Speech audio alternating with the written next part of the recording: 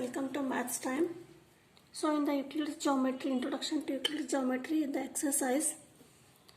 So the first question is true or false. You have to state the given statements true or false and you have to give the reasons for that.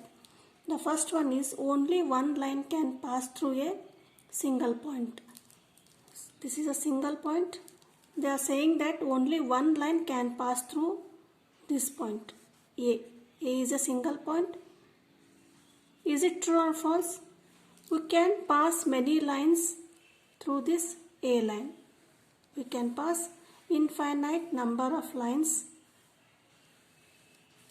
to this point. So what is the answer? The answer is false. Why? Because infinite number of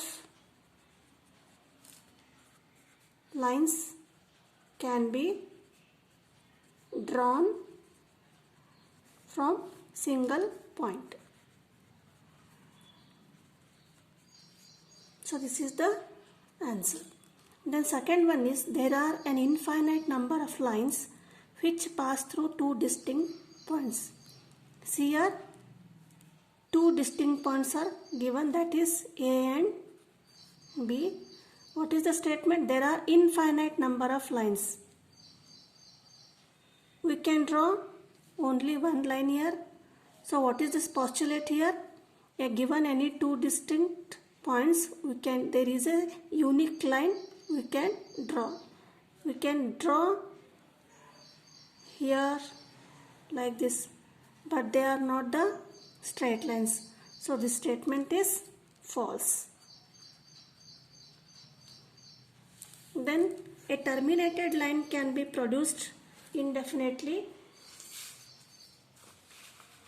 So which is the postulate, this one? According to postulate 1. We have to write the statement of the postulate here. And a terminated line can be produced indefinitely on both sides. So that is again postulate number, which one? Second postulate. This is based on second postulate. This is a straight line and here AB, this is of length, suppose 10 centimeter. What is the statement here? A terminated line can be produced indefinitely on both sides. So we can produce the from B also and from point A also. According to second postulate, this statement is true. Then what is the fourth question here? If two circles are equal, then their radii are equal. What is they are saying? This is OA with radius A and O is center. Then this is center O and radius OB. This is the point. They said that if these two circles are equal, what is the meaning of two circles are equal? If you place this circle on this circle, both circles are coincided. Then both circles coincide means what is the meaning of that? This automatically OA equal to OB. So the statement is true here. Next.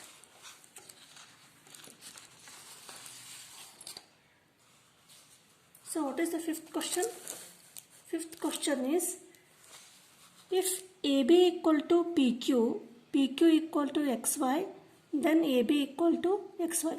Three lines of segments are given here, AB, PQ and XY. What is given? AB equal to PQ.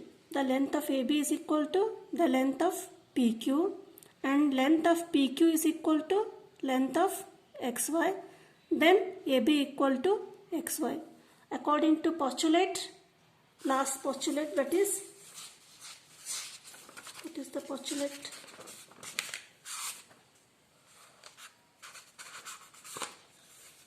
It is not postulate, it is from axiom.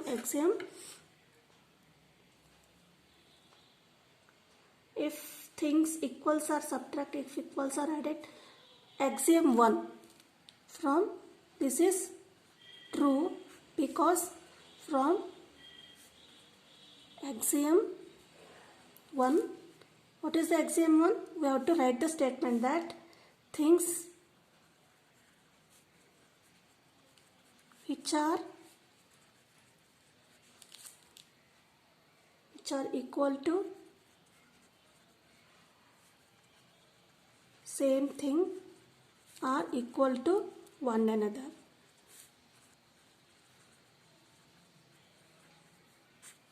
We have to write the reason here. Then second question is, give a definition for each of the following terms.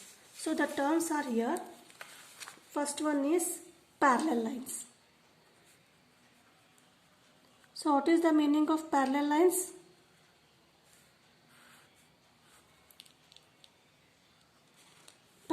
Two lines are said to be parallel if they do not have a common point.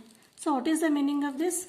See here, these are two lines, and if you extend these two lines on both sides, they do not meet at the point. Means if suppose this line is drawn like this and this is like this, and if you extend these two lines, they have common point here at B. This is AB and this is C. AB and AC are not here parallel. Here AB and CD are parallel lines because they do not have a common point here. Here AC, AB and BC have common point at B. So how we can define the parallel lines? Two lines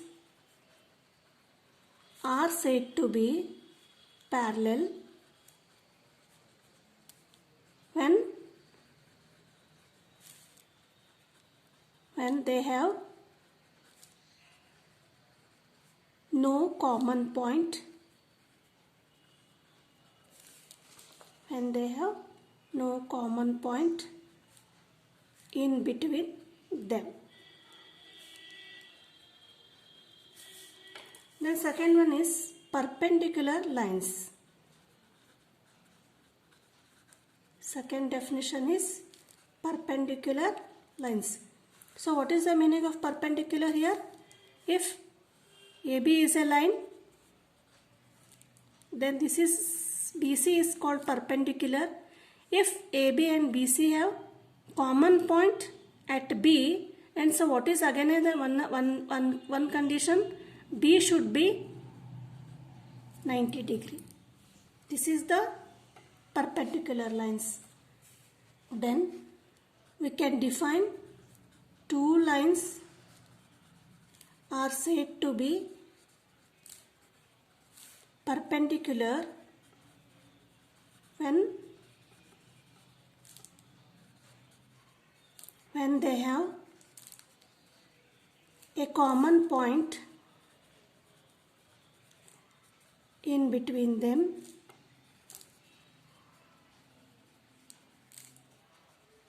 and with right angle. This is the again one condition. Here also see if I introducing the parallel lines, I have drawn here AB and BC and they meet at the point or they have common point B. But here B is not having 90 degree. Here B should be 90 degree, then they are said to be perpendicular lines. Then third is line segment.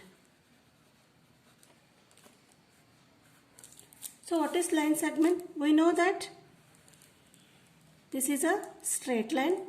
When the straight line is drawn, we can extend these lines on both sides like this. Segment means what? Segment means part. So this is the part of this line.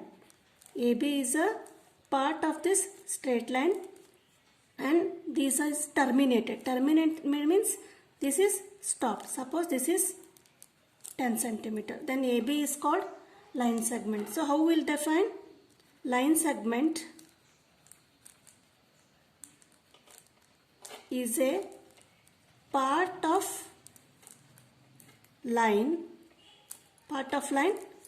which is terminated.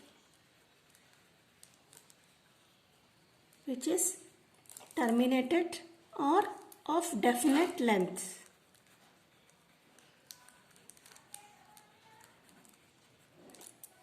So this is the line segment. Next definition is radius of the circle.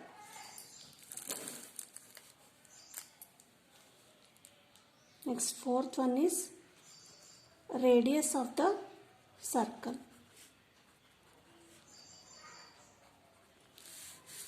This is the circle. O is center and OA is radius. How we will define? Radius is the difference between or distance between center of the circle to the circumference of the circle. Therefore, radius is the distance between center of the circle to the circumference of the circle.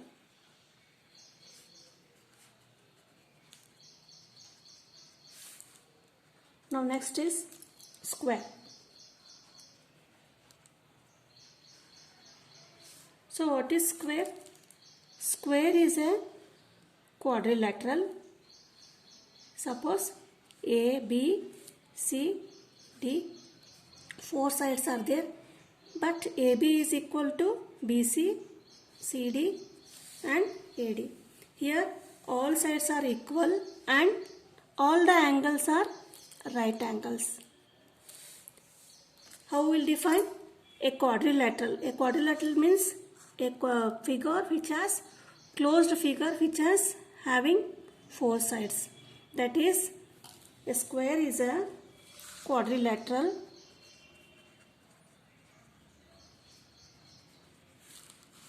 A square is a quadrilateral in which all 4 angles are right angle and all the 4 sides are equal. So this is the second question.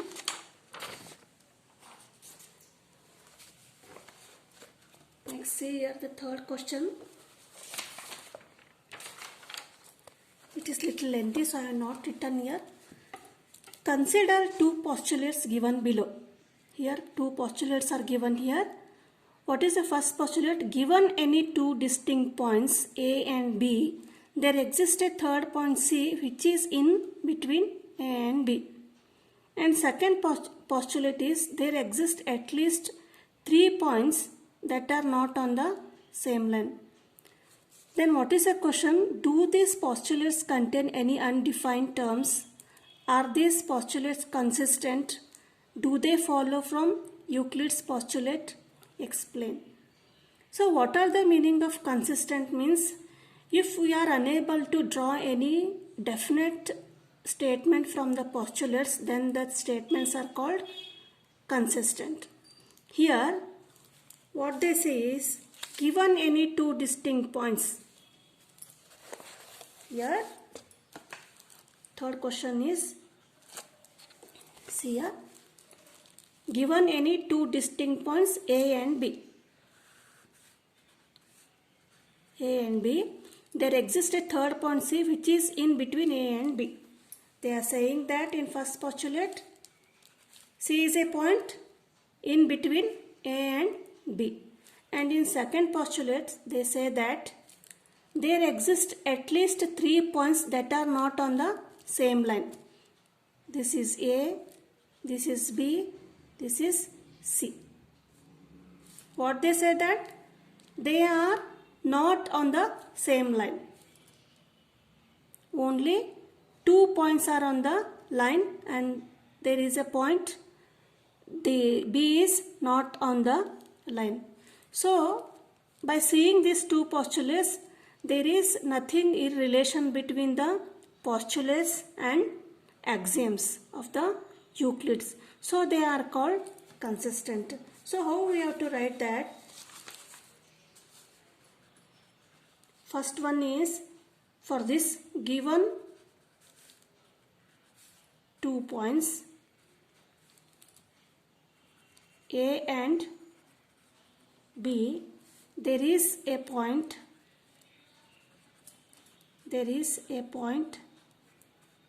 C lying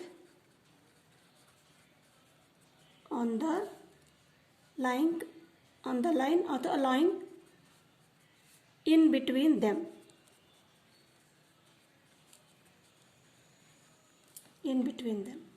Then for second postulate, what they say that given A and B, we can take a point C not lying on the line or passing through this AC. So these postulates means these two postulates do not follow any axioms. Do not follow any axioms or postulates given by Euclid. At such situation, these postulates of these statements are called consistent. Therefore, these are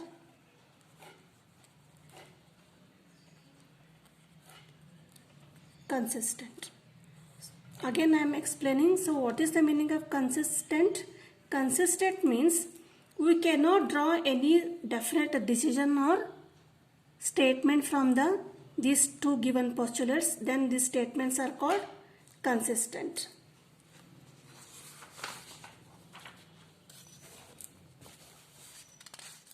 Then fourth question is,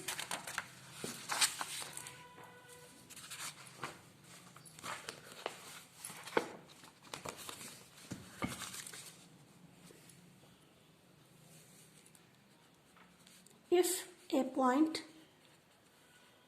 C lies in between A and B such that AC equal to BC, then prove that AC equal to half of AB. Explained by figure. So how we will draw the figure here? There is a point C lies in between A and B. This is line AB and this is point C. What you have to prove? Such that AC equal to BC. The length of AC is equal to BC. Then prove that this AC is half of AB. Write first what is given. What is given here? AB is a line and AC equal to BC. What you have to prove here? We have to prove AC equal to half of AB. Then how will the prove that? We know that what we know? We know that what is given? AC equal to BC here. Then by using the axiom, what is the axiom? If equals are added to equals, then the whole will be equal. Here AC equal to BC. Then what we will add? We will add equals here. For AC, we will add again AC and we will add AC to this BC also. That is AC plus AC equal to BC plus AC. Therefore, then simplify AC plus AC.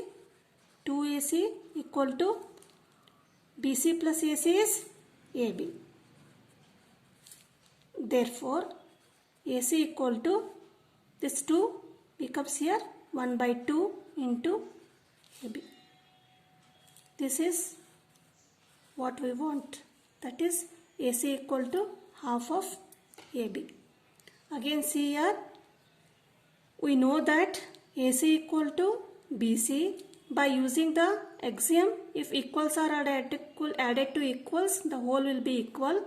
That is, add AC to both sides, to LHS and RHS. AC plus AC equal to 2AC and BC plus AC equal to AB.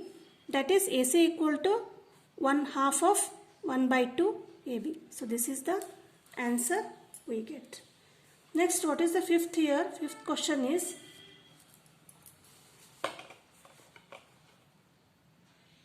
in a question number 4, so again here in the question number 4, point C is called a midpoint. When AC is equal to CB means C is the midpoint. C is called midpoint of line segment AB. Prove that. What you have to prove? Prove that every line segment has only one midpoint. They are saying that we have to prove that this is AB and this is C. From this above fourth question, we have proved that AC equal to BC and C is the midpoint. So here in question 5, they are telling that C is called midpoint of line segment. Prove that every line segment has only one midpoint. Here only one midpoint means we have to assume that there exists another midpoint D here. We will prove that C and D are the midpoints of A and B here. If this fails, to prove C and D are then C and D coincide, then we can prove that C or D is only midpoint. We know that C is midpoint of AB. That is AC equal to half of AB. AB is if 10 centimeter, AC equal to half of 10, that is 5 centimeter. Take this as 1. Again we have assumed that D is also another midpoint. That is D is midpoint of AB. Then AD equal to what? Half of AB. This is second equation. Now subtract equation 1 from 2. Then that is AD minus AC. LHS is AD minus AC equal to, that is half of AB minus half of AB. The AD minus AC equal to, this is 0. So what is the meaning of AD minus AC equal to 0? That is AD minus AC equal to 0. It implies AD equal to AC. AD equal to AC means C and D coincide. C and D coincide means, what is the meaning of this? There exists only one point in between. One point means one midpoint in between the 2 points AB. What you have done here? First we have assumed that C and D are 2 midpoints here. When C is midpoint, AC equal to half of AB. You assume this equation number 1. When D is midpoint of AB, that is AD equal to half of AB. Then subtract this one, AD minus AC. That is, we will get 0. AD means AD equal to AC. When the length of AD and AC are equal, that means C and D points coincide. When coincide, there exists only one midpoint between them, A and B. So this is the 5th question.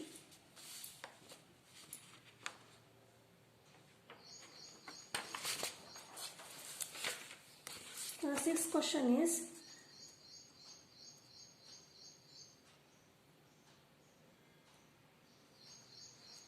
in figure 5.10,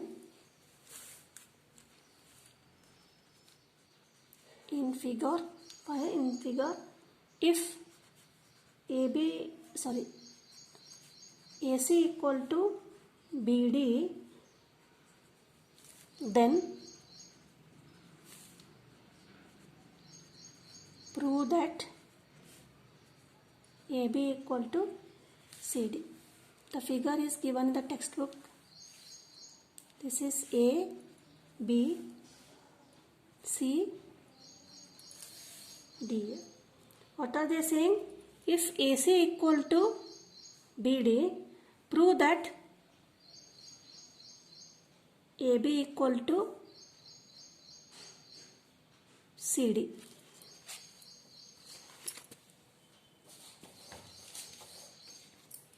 What is given here?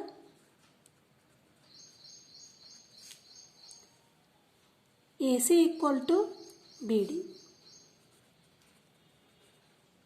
What is AC here? This is AC and this is BD. But what is AC? AC equal to AD plus CD. That is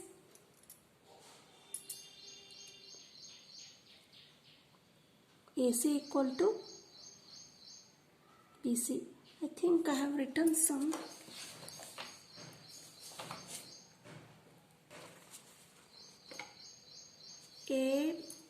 this is B, this is C and this is D.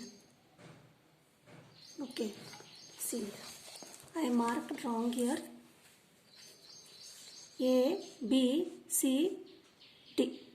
So what is the question? If AC equal to BD, then we have to prove that AB equal to CD.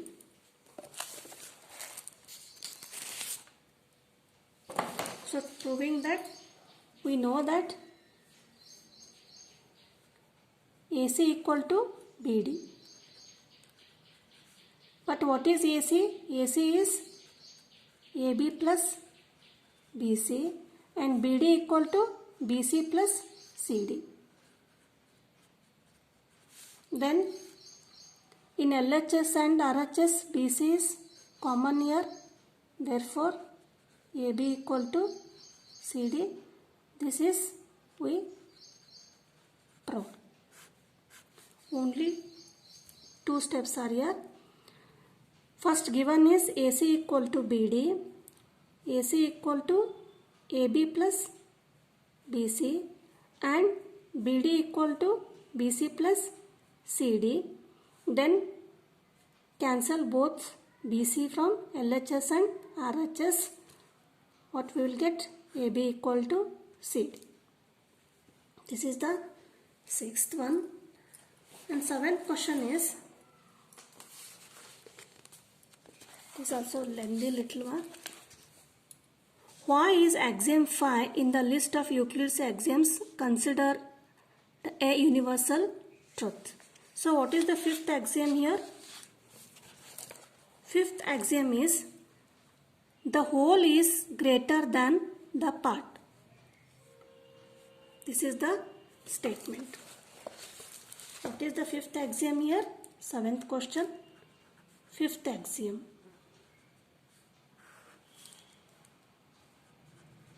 The whole is greater than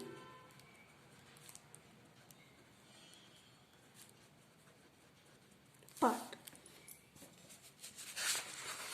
Why is this is universal truth? So what is the meaning of universal truth here?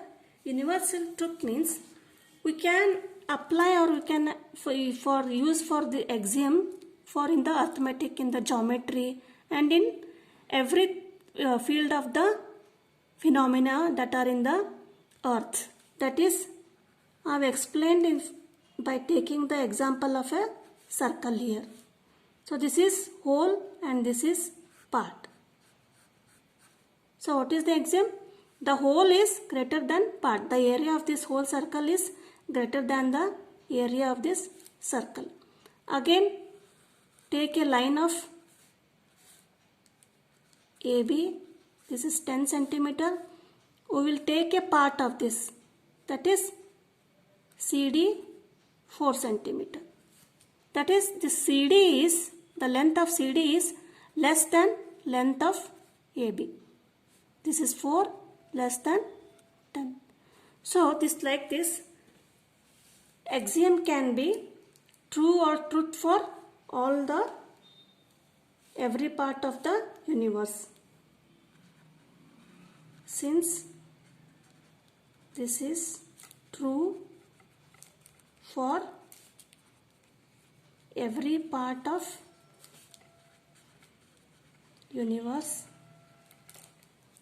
it is called universal truth. So this completes the exercise.